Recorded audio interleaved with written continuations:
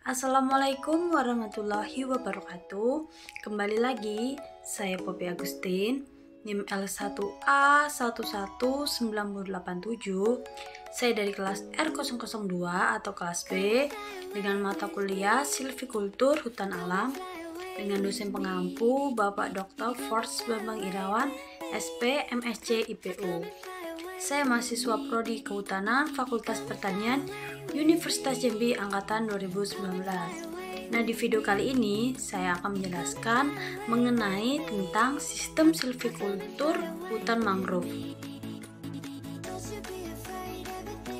Nah, jadi hutan mangrove atau hutan bakau atau bisa disebut dengan hutan payau adalah tipe hutan di sepanjang pantai atau muara sungai yang dipengaruhi pasang surut air laut atau tergenang saat pasang dan bebas genangan saat surut. Substrat atau tempat tumbuh umumnya lumpur, dan hutan ini menyebar dari kawasan tropis sampai subtropis. Selanjutnya kita masuk ke ekosistem hutan mangrove. Jadi ekosistem hutan mangrove ini bisa dikatakan sebagai ekosistem yang khas. Mengapa dikatakan khas? Hal ini karena ada sesuatu yang membedakan antara yang dimiliki oleh ekosistem hutan mangrove dan tidak bisa dimiliki oleh ekosistem hutan yang lainnya. Beberapa kekhasan yang dimiliki oleh ekosistem hutan mangrove di antara lain yaitu adanya pelumpuran yang mengakibatkan hal-hal berikut. Yang pertama yaitu kurangnya abrasi tanah. Yang kedua, salinitas tanah yang tinggi. Yang ketiga, mengalami daur penggenangan oleh pasang surut air laut. Yang selanjutnya yaitu hanya sedikit jenis tumbuhan yang hidup. Kemudian jenis tumbuhan yang dapat tumbuh bersifat khas karena telah melewati proses adaptasi dan juga evolusi. Nah, jadi sistem silvikultur hutan mangrove apa sih? Jadi sistem silvikultur yang dipakai pada pengusaha hutan mangrove ini adalah sistem pohon induk. Pada sistem ini ditinggalkan pohon-pohon induk sebagai sumber regenerasi untuk menghasilkan generasi berikutnya. Adapun pemeliharaannya meliputi penjarangan, pembebasan, pemerkayaan, dan perlindungan hutan. Dengan begitu, pada siklus tebang berikutnya diperoleh kembali tegakan hutan dengan komposisi seperti semula dan potensi alam lainnya dapat dipertahankan. Kemudian, sistem silvikultur ini terutama ditunjukkan untuk pohon famili Rhizopora. Kita masuk ke fungsi hutan mangrove. Jadi fungsi hutan mangrove itu yang pertama yaitu fungsi ekonomi. Dilihat dari segi ekonomisnya, hutan mangrove ini memiliki fungsi sebagai berikut. Yang pertama yaitu menghasilkan beberapa jenis kayu yang kualitasnya diakui baik. Kemudian menghasilkan hasil-hasil non-kayu. Hasil non-kayu yang dihasilkan hutan ini dikenal sebagai hasil hutan bukan kayu atau sering disebut juga dengan HHBK. Hasil hutan bukan kayu ini biasanya serupa arang kayu, tanin, bahan pewarna, kosmetik, hewan, serta bahan pangan dan juga minuman. Yang kedua yaitu fungsi ekologis. Dilihat dari segi ekologisnya, hutan mangrove ini memiliki fungsi sebagai berikut. Yang pertama, hutan mangrove memiliki fungsi sebagai perlindungan pantai dari abrasi ombak-ombak laut yang bisa mengikis pinggir-pinggir pantai. Kemudian menjadi habitat berbagai jenis hewan. Hewan-hewan yang di pantai di sekitar pantai antara lain biawak air, kepiting bakau, udang lumpur, siput bakau, dan berbagai jenis ikan belodok. Kemudian menjadi tempat hidup atau habitat bagi banyak tumbuhan atau flora. Selanjutnya kita masuk ke persebaran hutan mangrove. Hutan mangrove ini bukanlah hutan yang sulit untuk kita temui keberadaannya. ada berbagai wilayah yang memiliki hutan mangrove. Hutan mangrove ini tersebar luas di bagian memiliki iklim cukup panas di dunia. Hutan mangrove ini terutama banyak ditemui di daerah sekitar garis khatulistiwa atau ekuator, yakni daerah yang memiliki iklim tropis dan sedikit daerah yang memiliki iklim subtropika. Sementara di Indonesia adalah negara yang memiliki hutan mangrove terluas di dunia, yaitu antara 2,5 hingga 4,5 juta hektar. Luas sekian ini melebihi hutan mangrove yang ada di Brazil, yakni 1,3 juta hektar. Nigeria yakni 1,1 juta hektar dan Australia yakni 0,97 hektar. Luas hutan mangrove yang dimiliki Indonesia memenuhi 25% dari total semua hutan mangrove yang ada di dunia. Meskipun jumlahnya banyak, namun sebagian dari kondisi hutan mangrove ini tersebut kondisinya rusak. Di Indonesia sendiri, hutan mangrove yang paling luas terdapat di sekitar Dangkala, Sunda yang relatif tenang. Tempat ini juga merupakan tempat bermuaranya berbagai sungai-sungai besar, yakni di pantai timur Sumatera dan pantai barat serta selatan Kalimantan. Selain itu, hutan mangrove terdapat di pantai utara Pulau Jawa. Namun di wilayah ini, kondisi hutan mangrove yang ada telah lama terkikis oleh kebutuhan penduduknya terhadap lahan yang ada.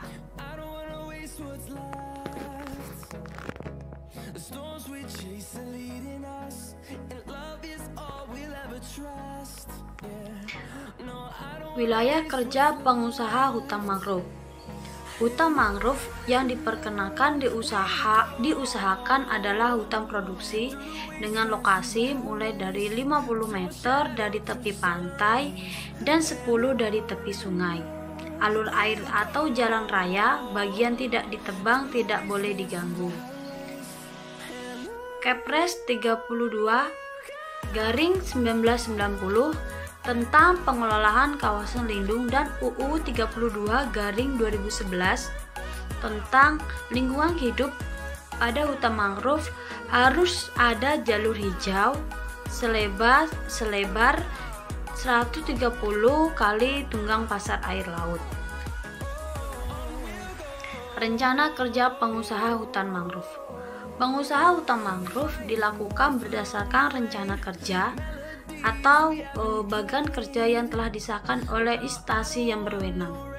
Jenis, bentuk, dan isi rencana kerja tersebut disesuaikan oleh peraturan yang berlaku.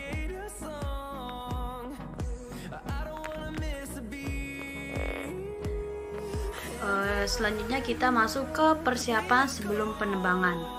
Jadi yang pertama itu ada inventarisasi. Maksudnya yaitu untuk mengetahui keadaan pohon, permukaan, fisik lapangan, dan sosial ekonomi di sekitar hutan. Jadi tujuannya yakni menetapkan tindakan penebangan atau penjarangan, kemudian sebagai bahan untuk menyusun rencana kerja. Kita masuk ke objek inventarisasi. Yang pertama yaitu ada semai, pancang, pohon. Semai yaitu permukaan yang tingginya kurang dari 1,5 meter. Untuk pancang yakni permukaan kurang lebih 1,5 meter dengan diameter kurang dari 10 cm. Untuk pohon yakni tumbuhan dengan diameter 10 cm atau lebih diukur pada 20 cm di atas pangkal akar tunjang atau banir. Kemudian inventarisasi pohon.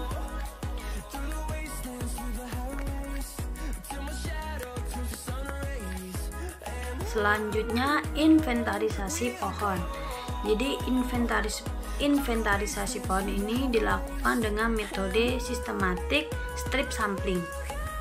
Jalur inventarisasi 10 meter yaitu 5 meter ke sebelah kiri kanan rintis. Rintis pertama ditetapkan secara acak, jarak jalur rintis 200 meter dengan arah memotong garis perbedaan pohon. Selanjutnya, semua pohon dalam jalur rintis dicatat jenis dan diameternya.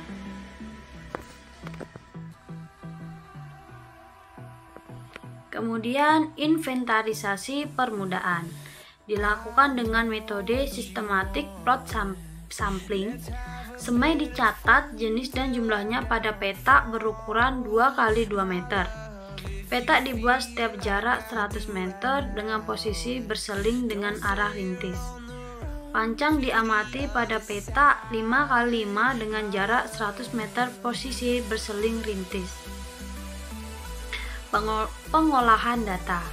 Nama jenis dibedakan kelompok Rhizoporaceae dan non-Rhizoporaceae. Volume pohon dihitung berdasarkan tabel isi jenis.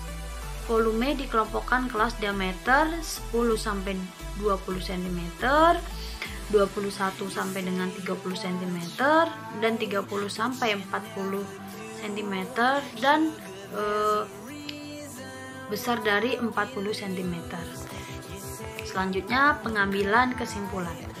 Penebangan dilakukan dengan ditinggalkan pohon induk secara acak 40 batang per hektar, atau pada areal tersebut telah ada permukaan semai sebanyak 2.500 batang per hektar atau dengan jarak tumbuh 2x2 meter. Penjarangan boleh dilakukan bila areal yang bersangkutan dapat ditinggalkan sekitar 1.100 pohon per hektar yang berdiameter besar dari 10 cm. Selanjutnya, penataan hutan. Pemberian yang pertama itu pemberian tanda batas. Patok dicat merah setiap 100 meter atau pohon dicat merah setiap 25 meter. Pembagian wilayah kerja. Wilayah kerja dibagi ke dalam kelas perusahaan hutan dan unit kerja tata hutan.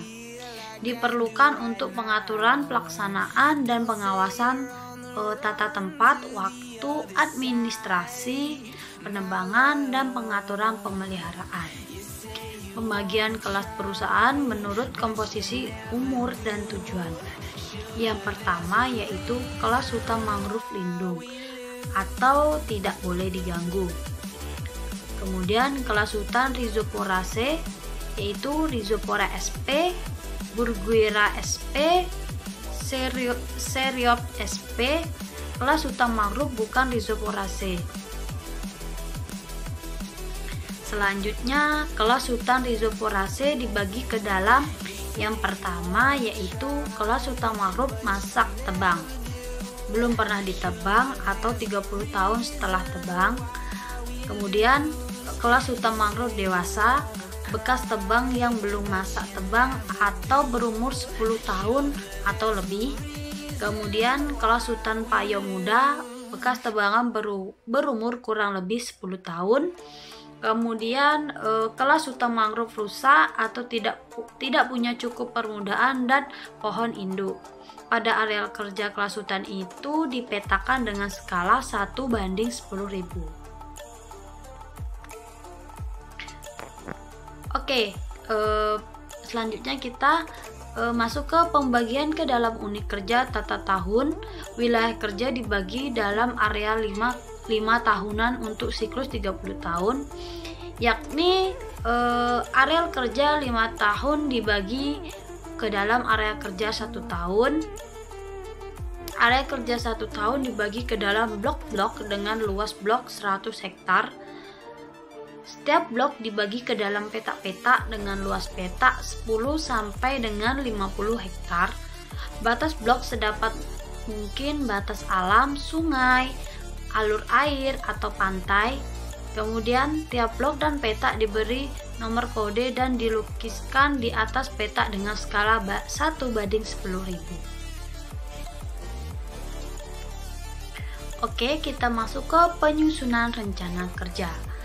Rencana kerja disusun berdasarkan atas hasil inventarisasi, disusun dalam bagan kerja dan telah disahkan oleh instansi yang berwenang. Kemudian menunjukkan pohon induk. Yang pertama yaitu jenis yang ditunjuk sebagai pohon induk adalah Rhizopora sp, Burguera sp, dan Seriop sp. Jumlah pohon induk 40 batang per hektar dengan jarak rata-rata 17 meter. Pohon induk berdiameter minimal 20 cm atau diukur 20 cm di atas banir. Pohon induk harus berbatang lurus dengan tajuk lebat dan sehat. Pohon induk diberi nomor urut dan nomor peta yang bersangkutan. Pohon induk dilukiskan pada peta dengan skala 1:10.000. Kemudian kita masuk ke penebangan pohon dan pengeluaran kayu. Yang pertama itu batas diameter, peralatan, dan siklus tebang. Pohon boleh ditebang bila telah berdiameter 10 cm. Peralatan yang digunakan hanya parang, kampak, gergaji mesin. Siklus tebang ditetapkan 30 tahun atau bisa disesuaikan dengan 14 tempat tumbuh. Tujuan pengusaha dan ekologis tempat mendapatkan persetujuan instansi yang berwenang. Kemudian kita masuk ke sistem penebangan. Penebangan dilakukan dengan meninggalkan pohon induk 40 batang per hektar. Setelah penebangan, areal hutan ditutup terhadap penebangan. Pada umur 15 sampai dengan 20 tahun setelah penebangan, dilakukan penjarangan dan ditutup kembali dari penebangan sampai berumur 30 tahun. Kita masuk ke usaha pencegahan kerusakan hutan. Pada waktu penebangan, pembagian batang dan pengeluaran kayu dicegah terjadinya kerusakan terhadap pohon induk. Permudahan dan tanah hutan dengan cara terlebih dahulu menetapkan arah rebah pohon yang tepat, tidak menarik pohon yang bersangkut, dan tidak menebang permudahan kayu jenis Rhizoporaceae. Pengeluaran kayu dilakukan melalui sungai atau alur air atau parit, atau dengan lebar 1,5 meter, atau dengan lori melalui jalur penentuan arah rel atau parit, ditetapkan dengan cermat dan jarak antara rel atau parit kurang lebih 200 meter. Luas tempat penimbunan kayu atau TPN termasuk pembakaran arang dibatasi 0,1 hektar per 10 areal penebangan. TPN dan jalan pengeluaran kayu digambarkan dengan peta 1:10.000. Kita masuk ke pemeliharaan bekas tebangan. Yang pertama itu penjarangan. Penjarangan yaitu menebang sebagian pohon untuk memperlebar jarak antar pohon sehingga pertumbuhan yang tinggal menjadi lebih baik. Penjarangan dilakukan satu kali pada umur 15 sampai dengan 20 tahun setelah penebangan, atau jika hasil inventarisasi sudah lebih dari 1.100 pohon per hektar. Yang ditebang pada penjarangan adalah pohon yang tubuhnya tertekan, batangnya jelek, atau terkena serangan penyakit. Penjarangan dilakukan dengan meninggalkan sekitar 1.100 pohon per hektar. Pada waktu penjarangan, pohon induk dapat ditebang. Pembebasan dari tumbuhan pengganggu. Pada waktu penjarangan, tumbuhan pengganggu seperti tumbuhan pemanjat, pakis, dan jenis pohon yang kurang mempunyai nilai ekonomis ditebang atau dimatikan. Selanjutnya, pengayaan. Area yang rusak seperti bekas penebangan, kiri kanan rel atau parit, bekas TPN, pondok, dan sebagainya yang belum ditumbuhi permudahan harus ditanami jenis-jenis Rhizoporaceae. Cara penanamannya,